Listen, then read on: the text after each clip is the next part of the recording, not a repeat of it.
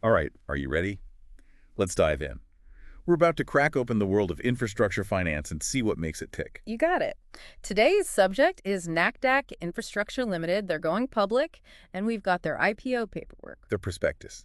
It's like a window into how companies try to convince investors to give them money. And we've got both versions, the rough draft and the final one. We get to see how they refine their pitch. It's pretty cool. Definitely.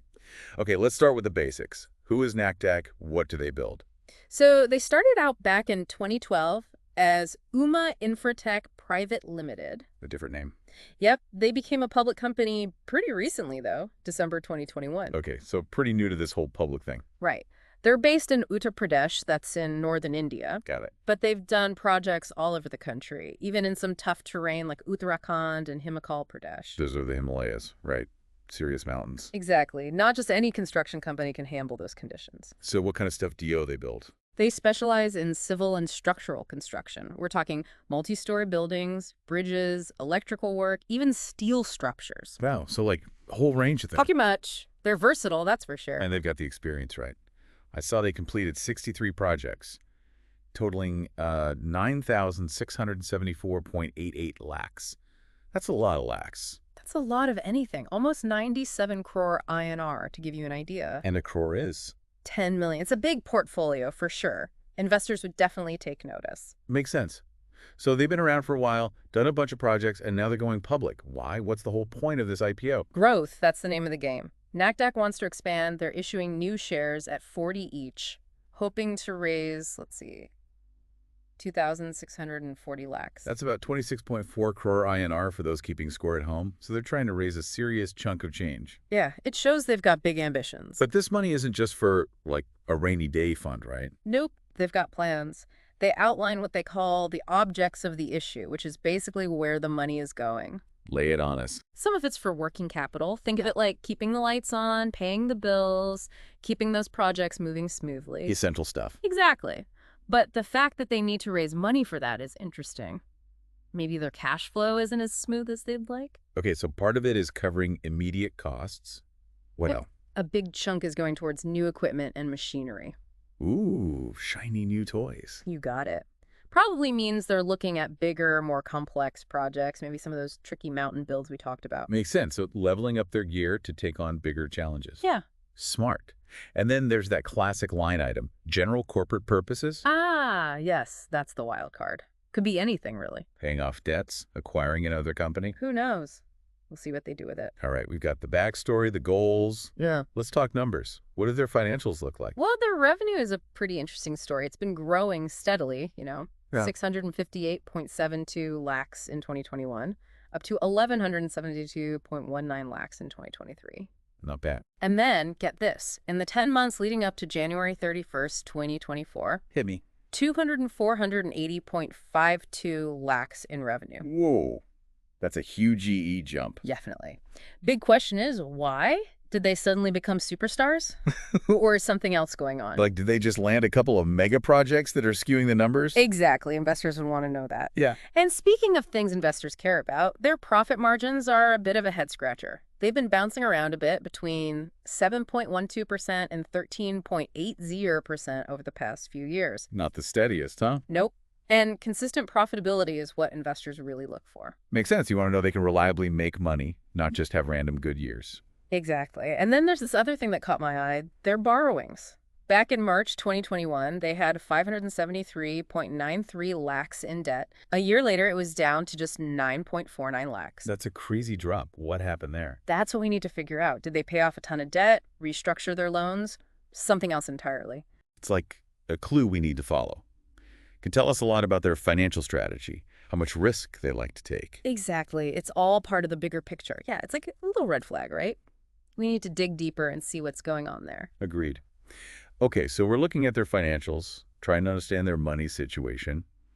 But a company's more than just numbers on a spreadsheet, right? Oh, absolutely. We need to look at the bigger picture. Like, where do they fit in the market? What's their strategy? And the prospectus actually gives us some clues about that. They talk a lot about their experience working in tough environments, those Himalayan regions. Right. Uttarakhand, Himachal Pradesh, those aren't easy places to build. So they're highlighting that they can handle those kinds of Just challenges. like their specialty almost. Could give them an edge over companies that only work in, easier areas. But they also mention facing competition, especially from bigger companies. Yeah, that's always a factor. The big guys have more resources, more people, more everything. It's tough to compete with that. Makes sense. So what's NACDAC's game plan? How do they stand out? That's the million rupee question. Maybe they focus on a specific niche, or maybe they've built a reputation for like always delivering projects on time and on budget. Right, reliability is a big deal in construction. Huge. And then there's this thing they mention about relying on a few major customers for a lot of their business. Oh yeah, I saw that. What if one of those big clients goes away? Exactly. It could really hurt them. Investors would definitely be worried about that. So dependence on a few big players is a risk. What about their growth plans? They talked about buying new equipment.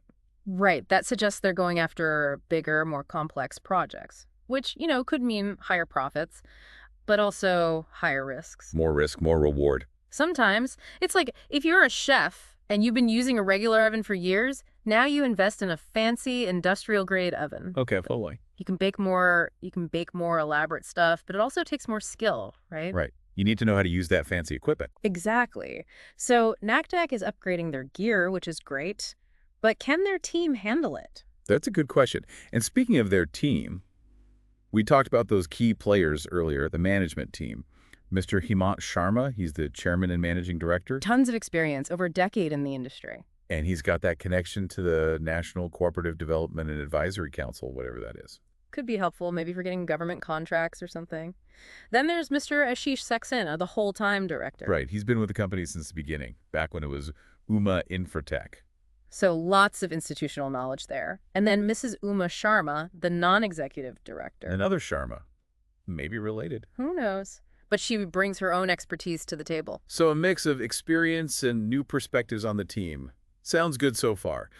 But let's not forget the risks. Yeah, every business has risks. And NACDAC's prospectus actually does a pretty good job of laying out the potential problem. Okay, transparency is good. Hit me with those risks. Well, first up, that whole reliance on a few major customers, we talked about that. Imagine one of those big clients hits a rough patch. They have to cut back on spending, maybe cancel a project. Ouch. Suddenly, NACDAC's revenue takes a hit, like a restaurant losing its biggest catering order. That's a good analogy. What else? Another risk is the seasonality of construction. It's India, they've got monsoons. Heavy rains can really mess up construction schedules. Right. Delays mean higher costs, missed deadlines. Mother Nature doesn't care about your project plan. Exactly. And then, of course, there's competition. Those bigger companies we talked That about. goes with all the resources. Right, they can undercut NACDAC's bids. They can try to steal their employees. It's tough. NACDAC needs to find ways to stay ahead, to offer something unique. For sure.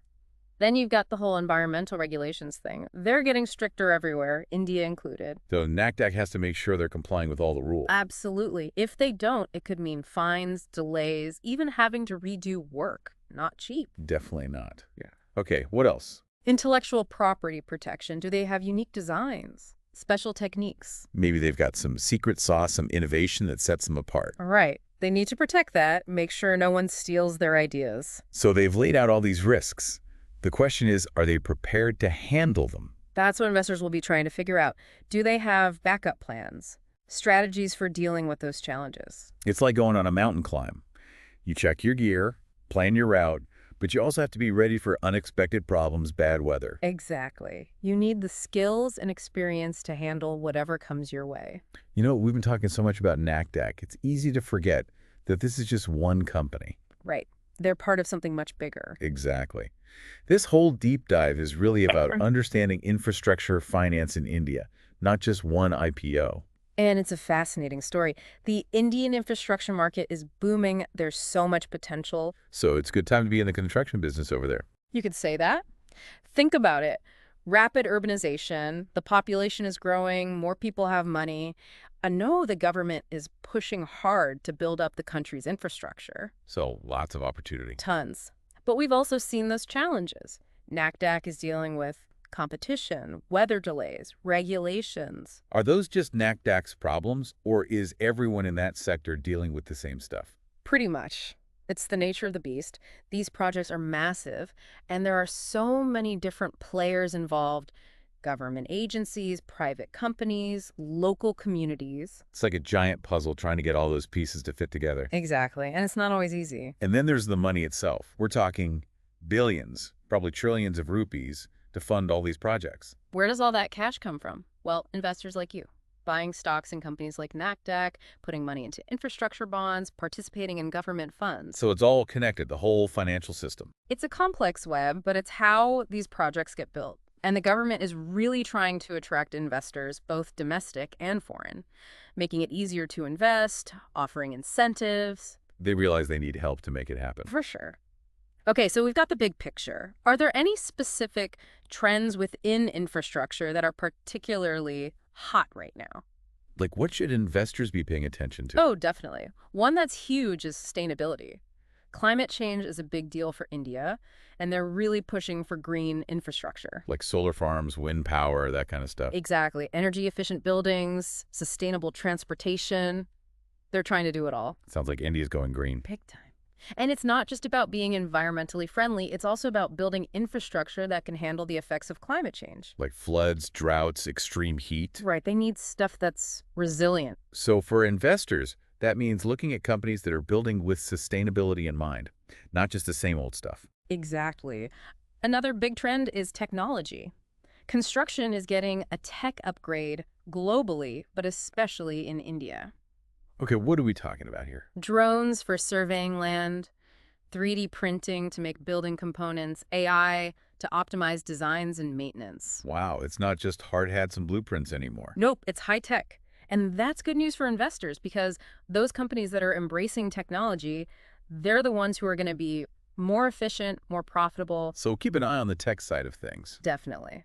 Another trend is social impact. It's not just about building stuff. It's about building stuff that benefits communities. Like what? Bridges that connect rural areas, hospitals in underserved communities, schools, clean water systems. So it's not just functional, it's actually making a difference in people's lives. Exactly. And investors are realizing that they want to put their money into projects that have a positive social impact. So it's not just about profits, it's about making the world a better place, at least a little bit. That's the idea. Okay, we've covered a lot of ground here. Started with NACDAC, ended up talking about the whole future of infrastructure in India. What's the big takeaway for our listeners? I think the big takeaway is the Indian infrastructure story is exciting, but it's complicated. It's full of potential, but there are real challenges. And whether you're looking at individual companies or the whole sector, you can't just look at the headlines. You have to dig deeper, understand the risks, the trends. Exactly. Do your research, ask questions, learn as much as you can. That's what we try to do here, right? Yeah. Give you the information to make smart investment decisions. Knowledge is power, that's for sure. Well said. And that concludes our deep dive. We hope you enjoyed it, and we'll see you next time.